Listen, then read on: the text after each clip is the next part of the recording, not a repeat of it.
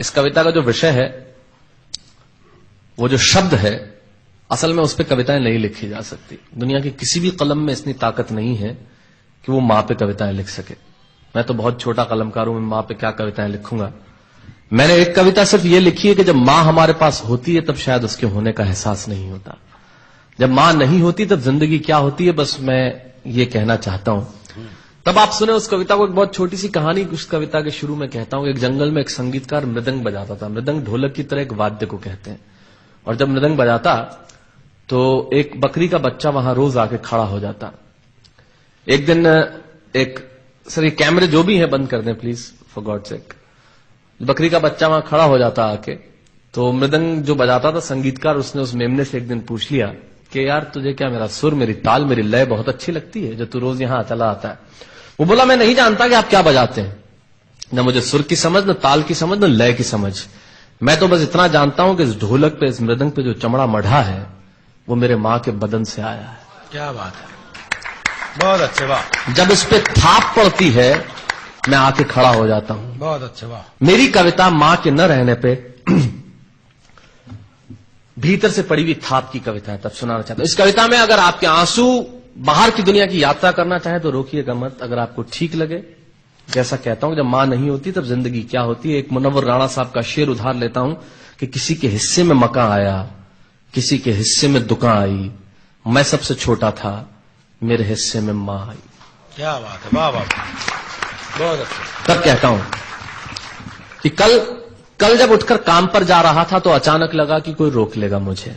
कल जब उठकर काम पर जा रहा था तो अचानक लगा कि कोई रोक लेगा मुझे और कहेगा खड़ा खड़ा दूध मत पी, हजम नहीं होगा। मुझे लगा कोई कहेगा खड़ा खड़ा दूध मत पी, हजम नहीं होगा, 2 घड़ी सांस ले ले, अरे इतनी ठंड और कोट भूल गया, इसे भी अपने पास ले ले। मन में सोचा मां रसोई से बोली होंगी जिसके हाथों में सना आटा होगा। अगली पंक्ति के खालीपन से जुड़े और जुड़े तो मुझे बताएं। मन में सोचा मां रसोई से बोली होंगी जिसके हाथों में सना आटा होगा, और पलट के देखा तो क्या मालूम था कि वहां सिर्फ सन्नाटा होगा। पलट के देखा तो क्या मालूम था कि वहां सिर्फ सन्नाटा होगा।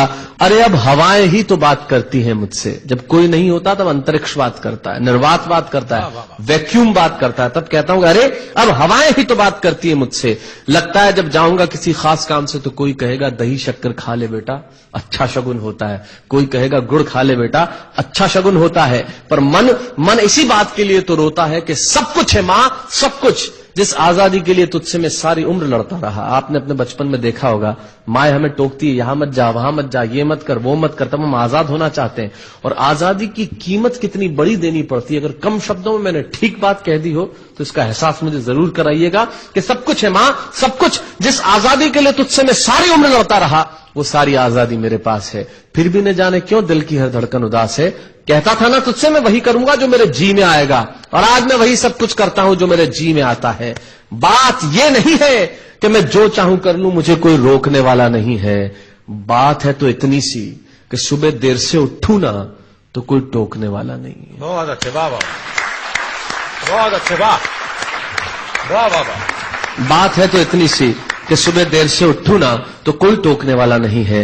रात को देर से लौटूं तो कौन नाराज होगा भला, कौन कहेगा बार बार कि अब कहां चला। आप ही के जिंदगी के कुछ दृश्य चुराता हूं और आप ही को सौंपता हूं। रात को देर से लौटूं तो कौन नाराज होगा भला, कौन कहेगा बार बार कि अब कहां चला। दोस्तों के साथ घूमने पर उल्हाने कौन देगा, मेरे वो तमाम झूठे बहाने कौन देगा। सच कहा साहब, गम की चोटें जख्मों पे फौलाद से ज्यादा क्या होगी, और मां की दौलत दुनिया में औलाद से ज्यादा क्या होगी। तब कहना चाहता हूं कि रात को देर से लौटूं तो कौन नाराज होगा भला, कौन कहेगा बार बार कि अब कहां चला। दोस्तों के साथ घूमने पर उल्हाने कौन देगा, मेरे वो तमाम झूठे बहाने कौन देगा। कौन कहेगा कि इस उम्र में क्यों परेशान करता है। हाय राम, ये लड़का क्यों नहीं सुधरता है। पैसे कहां खर्च हो जाते हैं तेरे, क्यों नहीं बताता है। सारा दिन मुझे सताता है, रात को देर से आता है, खाना गर्म करने को जागती रहूं, खिलाने को तेरे पीछे भागती रहूं, बहाती रहूं आंसू तेरे लिए।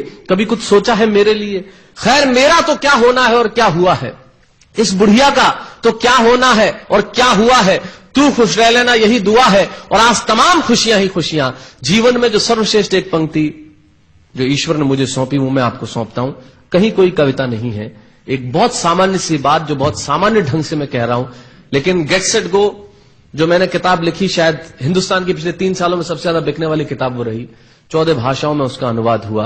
वाह वाह में मैं रोज टीवी पे बोलता हूं, मेरे लाखों लफ्ज कुर्बान करता हूं सिर्फ उस एक पंक्ति पे जो ईश्वर ने मुझे सौंपी, और कहीं कोई कविता नहीं है, आप ही का भाव आपकी उठा को सौंपता हूं और देता हूं, और जिस विश्वास के साथ मैंने लिखा उस विश्वास के साथ आपको देता हूं कि मेरा तो क्या होना है और क्या हुआ है, इस बुढ़िया का तो क्या होना है और क्या हुआ है, तू खुश रह लेना यही दुआ है। और आज तमाम खुशियां ही खुशियां, गम ये नहीं है कि कोई ये सब खुशियां बांटने वाला होता, पर कोई तो होता जो गलतियों पे डांटने वाला होता। बहुत अच्छे, वाह वाह वाह वाह, बहुत अच्छे, वाह। गम ये नहीं है कि कोई ये सब खुशियां बांटने वाला होता, पर कोई तो होता जो गलतियों पे डांटने वाला होता। और अंतिम पंक्तियां देता हूं कि तू होती ना तो हाथ फेरती कभी सर पर या हल्के से बाम लगाती, आवाजें दे देकर सुबह उठाती, दिवाली पे टीका लगाकर रुपए देती और कहती बड़ों के पांव छूना आशीर्वाद मिलेगा, कपड़े मत फाड़ना अगला कपड़ा अगली दिवाली को सिलेगा, बहन को सताता तो तू चांटे मारती, बीमार पड़ता तो रो रो के नजरें उतारती, परीक्षा से आते ही खाना खिलाती, पिता की डांट का डर दिखाती, फिर पिता की डांट से तू ही बचाती, इसे नौकरी मिल जाए ये तरक्की करे दुआओं में हाथ उठाती, और तरक्की के लिए वतन छोड़ देगा ये सुन के दरवाजे के पीछे चुपके चुपके आंसू बहाती। सब कुछ है मां, सब कुछ, आज तरक्की की हर रेखा तेरे बेटों को छू के जाती है, पर मां हमें तेरी बहुत याद आती है। बहुत अच्छा।